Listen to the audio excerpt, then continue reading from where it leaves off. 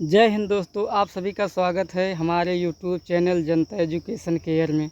दोस्तों, आज जय हिंद हमने बोला और हम सबको पता है कि जय हिंद और हिंदी और हिंद कभी अलग नहीं हो सकते दोस्तों।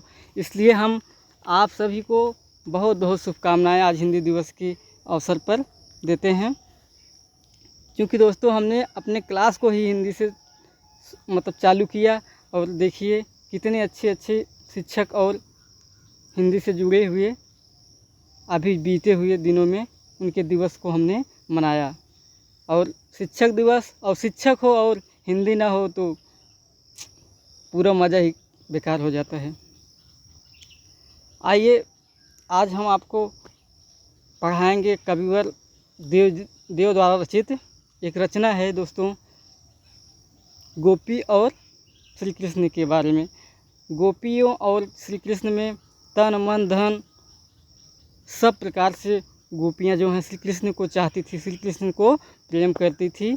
और जब वे वृंदावन से मथुरा चले गए थे तो ऐसे ही एक बार बारिश का मौसम था और गोपियां जो हैं भगवान श्री कृष्ण के लिए व्याकुल थी, भगवान श्री कृष्ण के दर्शन को पाने के लिए व्याकुल थी। तो उसी समय एक गोपी जो है भगवान श्री कृष्ण के बारे में स्वप्न देखती है और स्वप्न में भगवान श्री कृष्ण के साथ उसको झूला झूलने का अवसर प्राप्त होता है। वह सोचती है कि जो है आज मैं भगवान श्री कृष्ण के साथ झूला झूलूंगी, पर उसकी यह मनोकामना पूरी नहीं हो पाती। एक बार की बात है, वह गोपी सुबह ही सुबह उठकर बैठी थी, अपने दरवाजे पर बैठी थी। तो उसकी दूसरी सहेली आई और पूछती है, क्या हुआ, तुम आज इतनी सुबह सुबह ही क्यों दरवाजे पर बैठी हो और ऐसा लग रहा है तुम्हारे आँखों से आंसू आ रहे हैं, तुम रो रही हो ऐसा लग रहा है। तो उसने बोला, हाँ तू सचमुच तू देख रही है, मेरे आँखों में आंसू हैं और हमारे दिल में, हमारे हृदय में बहुत बड़ी पीड़ा है। बेसिकली दोस्तों यह गोपी का वियोग, यहाँ पर गोपी के वियोग को दर्शाया गया है और उसी वियोग का वर्णन कविवर देव द्वारा किया गया है। बहुत ही मार्मिक, बहुत ही मस्त वर्णन है, आप देखना इस ध्यान से, निश्चित ही आपको आनंद आएगा। जब गोपी पूछती है तुम्हारे नेत्र जो हैं वो आंसुओं से भीगे क्यों हैं, तब जाकर वो गोपी बोलती है कि ले सुन, तेरी जिद है तो ले सुन, मुझे आज कितनी पीड़ा है, कितनी दर्द है, मेरा क्या क्या आज खो गया, मैं तुझे कैसे बता सकती हूँ। ले, तू नहीं मान रही है तो ले तू सुन। बोलती है, झहर झहर झीनी बूंद हैं परत मानो, घहर घहर घटा घेरी है गगन में, आन कहो मोसो श्याम चलो झूलबे को आज, फूली न समानी भई ऐसी हूँ मगन में, चाहत उठोए उठ गई सो निगोड़ी नींद, सोई गए भाग मेरे जाने व जगन में, आँख खोली देखी तो न घन है न घन श्याम, वे छाई बूदे मेरे आंसू हैं दृगन में। दोस्तों वह गोपी कहती है, सुन, झहर झहर झीनी बूंद हैं परत मानो, मुझे आज ऐसा लग रहा था कि जो है बादल जो है पूरे चारों तरफ घेरे हुए हैं और वर्षा रिमझिम की हो रही है।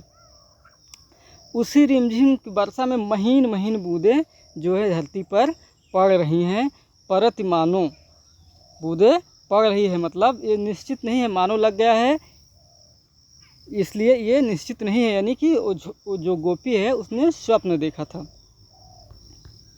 घहर घहर घटा घेरी है गगन में, और ऐसा लग रहा है कि चारों दिशाओं में जो है घटा घेरी हुई है और घड़घड़ाहट की आवाज़ आ रही है।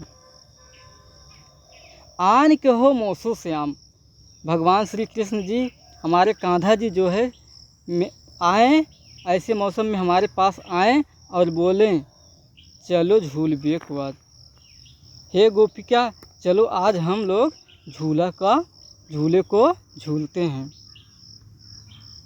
आन कहो मौसो श्याम चलो झूलबे को आज, फूली न समानी भाई ऐसी हूँ मगन में।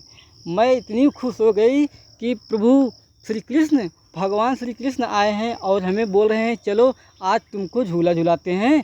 मेरे इतना अहोभाग्य कि मैं भगवान श्री कृष्ण के साथ झूला झूलूंगी। इसलिए वह इतनी खुशी हो जाती है, इतनी खुश हो जाती है कि उसके हृदय में मतलब फूली ना समानी, मतलब वह अपने आप को लोट-पोट हो जाती है कि क्या मेरे मतलब पागल जैसा हो जाती है, एकदम से घबरा जाती है कि भगवान श्री कृष्ण आ गए हैं, हमको बोल रहे हैं कि चलो आज हम तुम्हारे साथ झूला झूलेंगे।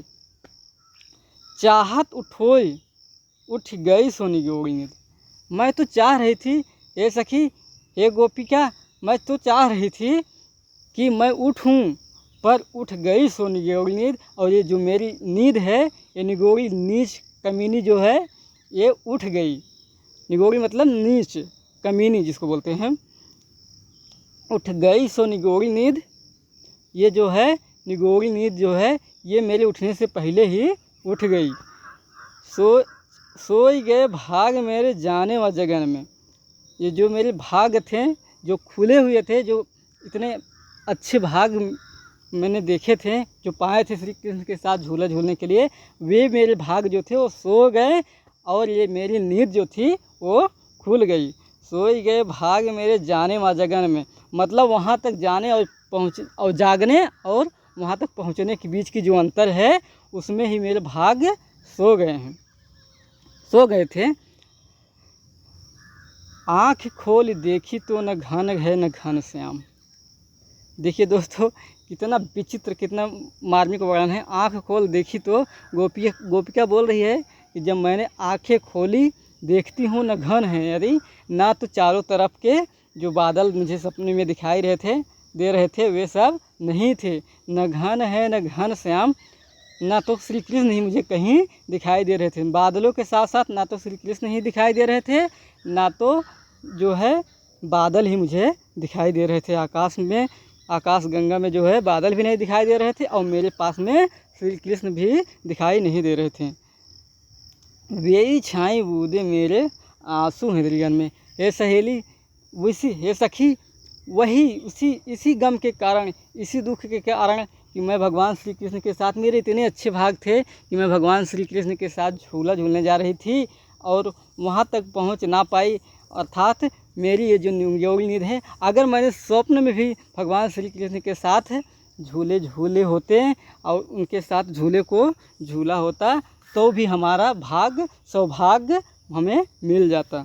लेकिन ये निगोरी नींद, नीच कमीनी जो नींद है ये मुझे उठा दी और मेरे भाग सो गए। जाने और जागने के बीच में जो अंतर रह गया वही उसी के लिए वजह से मेरे इन नेत्रों में आंसू हैं। उम्मीद है दोस्तों ये आपको बेहतर समझ में आया होगा और आपको एंजॉय भी देगा। निश्चित तौर पे ऐसे ही पद आपको आने वाले टाइम में हमारे काव्य में मिलेंगे। और कक्षा 11 के बच्चों को हम बता दें, ये उनके देव नामक जो पाठ हैं, घनानंद और इसके बाद सेनापति और देव, उन्हीं में से दूसरा पद है दोस्तों। धन्यवाद। आज का टॉपिक समाप्त हुआ।